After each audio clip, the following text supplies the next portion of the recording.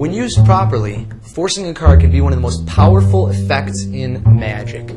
It's an indispensable sleight for all card magicians. Now, in many books they reference doing a trick and forcing a card and using your favorite method.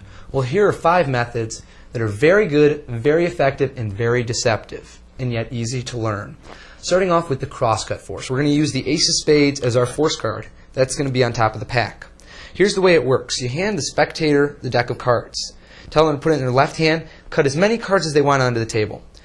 If you think they're going to give you problems, tell them between about 3 cards and 50 cards, so they don't just cut 1. You don't want that. You want at least, 3 or 4 up till 50. Have them cut the cards and then motion for them. Don't let them finish the cut yet. Tell them to take the other half and turn it 90 degrees and place it on top. Just like so.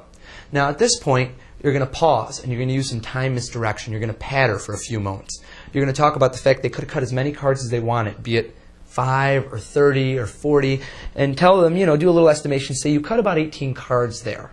At this point, they'll have lost track of which half was which was the top, which was the bottom. So you're going to point back down, you're going to take off the top half, but in reality this was before the bottom half, and point to the card that looks like it was in the middle. This is actually the Ace of Spades. Just give it a tap or two, and have them take their force card and look at it, at which point you force the Ace of Spades. That's the crosscut force. The next force we're going to learn is the topsy-turvy force. Once again, the force card is going to be on top of the pack. The way this one works is you're going to hold the deck of cards in your left hand in mechanics grip. You can keep your left forefinger in front or place it curled underneath the pack to provide support because you're going to riffle down with your left thumb. Here's what this force looks like at speed. Go ahead, say stop whenever you want. They say stop. You say go ahead, take your card. Now this seems a very straightforward cut and looks a little risky, but at speed it's very deceptive and disarming. You're going to simply riffle down. As soon as you riffled and they say stop, your right hand is going to approach palm up. You're going to allow the top half to revolve onto the right hand, and using your left fingers underneath, revolve it into the right hand and move forward immediately and push forward the top card.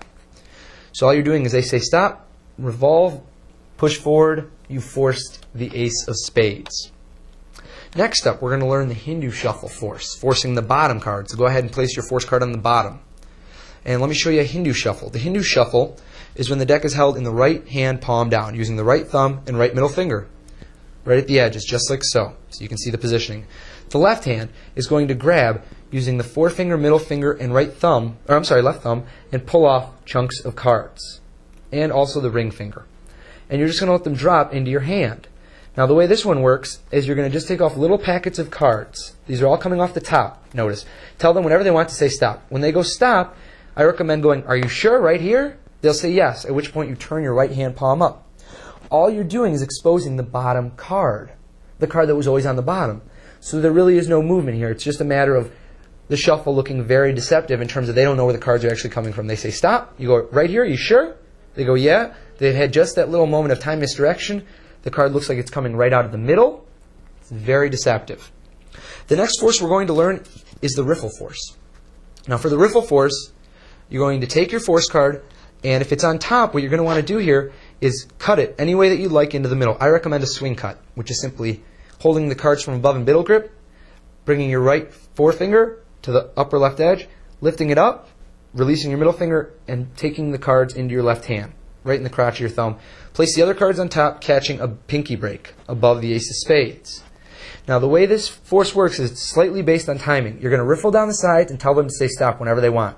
Now you want to make sure they say stop before they reach the Ace of Spades. So you might want to cut it down within the bottom third. That way you're safe.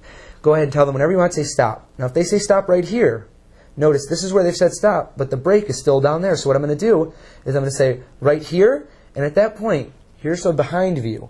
I'm going to simply pick up all the cards above the break, and you have one of 2 options. When you pick up all the cards, you can either hand them the force card, or you can cut it to the top and hand it to them.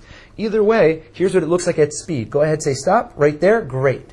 So it's that quick motion of pulling away with your left hand that they can't see that you're actually taking more cards or less cards than they stopped you on. You're actually stopping right at your pinky break for your force card. The fifth force we're going to learn is the slip cut. Now here's how the slip cut works. Once again, it's going to be very similar to the riffle force in the sense that you're going to riffle down the side. However, the force card is going to be on top of the pack. So the way this one works is you want to turn a little bit to your right for this one, because you don't want them to see from behind. You don't want them to see this angle. So you're going to riffle down, and when they say stop, you're going to do a few things at once here. Here's an exposed view. Your middle, ring, and pinky are going to clamp down on the top card. Your other fingers from your right hand are going to go into biddle grip and grab the top packet from above. And they're going to pull it straight up.